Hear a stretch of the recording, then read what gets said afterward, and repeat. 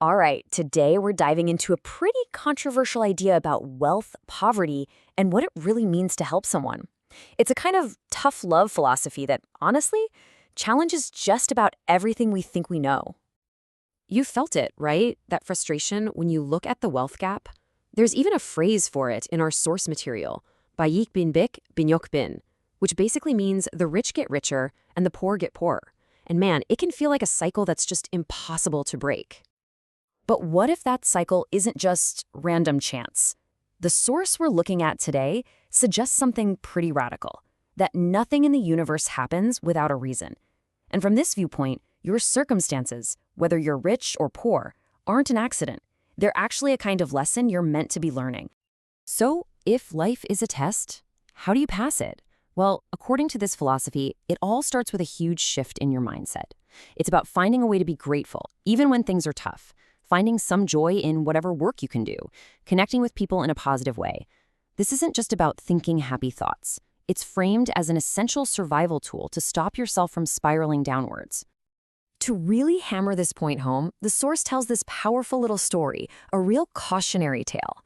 So picture this family, way out in a remote mountain village. They're poor, life is hard, and they are really just getting by day to day. Then, one day, everything changes. Their village gets discovered, tourists start showing up, and all of a sudden money is just flooding in. But here's the crucial part. This was not wealth they earned through skill or hard work. It was basically just handed to them by circumstance. Sounds like a dream come true, doesn't it? I mean, winning the lottery, escaping poverty overnight. But the source asks us to hit pause and really think. What happened next? It was a complete disaster. The family fell apart, they went broke, and they ended up even more miserable than they were before. From this perspective, that unearned money was like a poison. See, they hadn't learned the lessons that their poverty was supposed to teach them, so they had no idea how to handle the wealth. And that story gets right to the heart of this philosophy. The source argues there's a kind of law of nature when it comes to help. You can't just give someone money. For help to actually work, it has to be earned through an equal amount of work.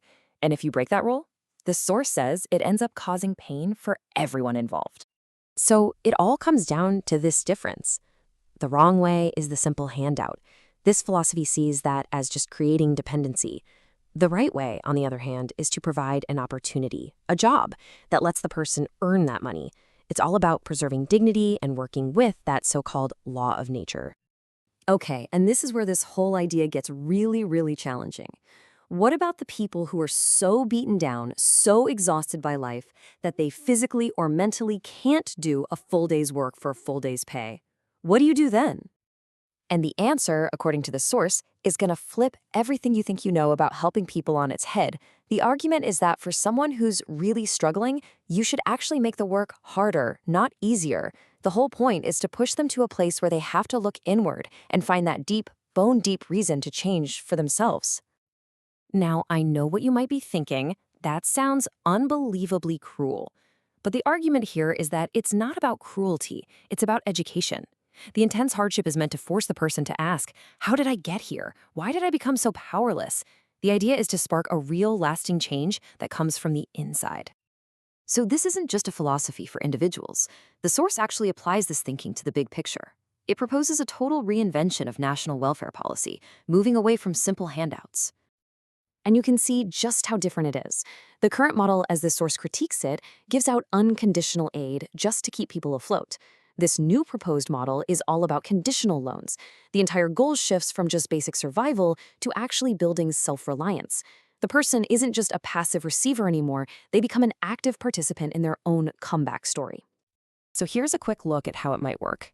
First, any aid you get is a loan, something you're expected to pay back. To even get it, you have to submit plans for your future and write reflection statements about your past. The government's job changes too. It's now about creating work opportunities. And here's the really interesting part. If you show real effort and live righteously, that loan can actually be forgiven. It's like a reward for your transformation. So if we boil this entire, very intense philosophy down to one core idea, it's this. True help isn't about making life easy for someone. It's about creating the right kind of challenges that guide them to find a strength they didn't even know they had. And that leaves us with a pretty deep question to chew on. When we decide to help someone, or even when we need help ourselves, what's the real goal? Is it just about providing comfort in the moment? Or is it about sparking a much more difficult but maybe more permanent transformation?